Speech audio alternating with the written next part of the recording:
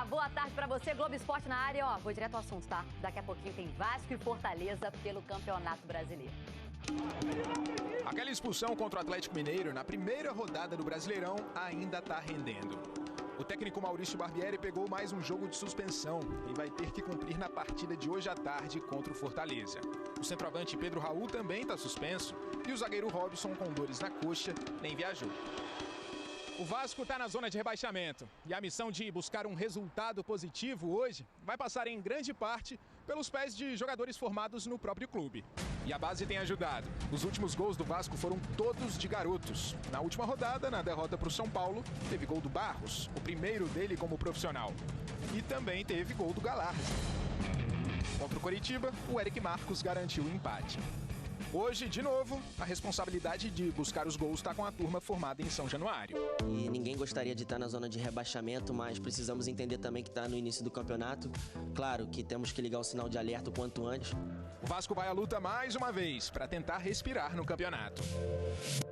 Mas a pontuação, eu não imaginava que o Vasco fosse estar na pontuação que está hoje.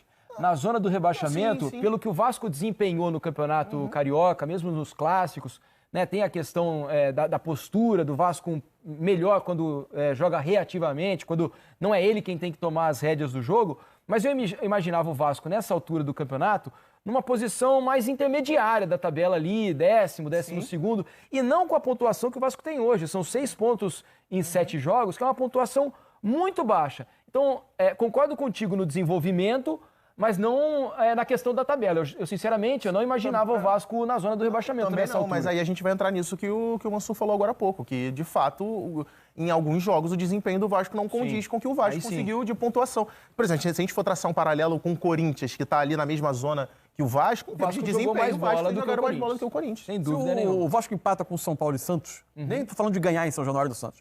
Ele hoje era o 13º a 2 pontos da metade da tabela. É isso, seria 7 pontos, né? 8 pontos. Ele tem 6 e iria a 8. Ele estaria em terceiro. Nessa etapa ainda, nesse recorte do campeonato. Isso, nesse recorte do campeonato você ainda tem uma tabela um pouco achatada. Qualquer resultado que distorceu para um lado e para o outro, uma atuação boa que não se concretizou em ponto, você muda muito a sua posição na tabela ainda, né? Mas nessa faixa intermediária. Agora, o que eu acho que pode prejudicar muito o Vasco é a compreensão do torcedor, da questão da paciência. A pressão fica grande, né? Entender.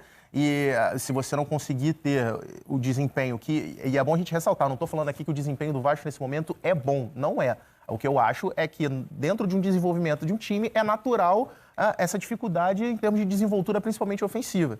E agora, essa falta de compreensão, eu acho que é algo que pode prejudicar muito o Vasco na sequência da temporada. E foi muito pelo começo do Vasco, eu acho, né? Quando pegou adversários duros e pontuou. Exato. Aqueles O jogo contra o Palmeiras do Maracanã, que foi um jogo que o Vasco teve muito bons momentos. Aqui na hashtag Troca de Paz, deixa eu agradecer a audiência do Mestre e dos Magos. Muito obrigado, pessoal do Caverna do Dragão, né, que está acompanhando o programa. O pessoal conseguiu voltar, aparentemente.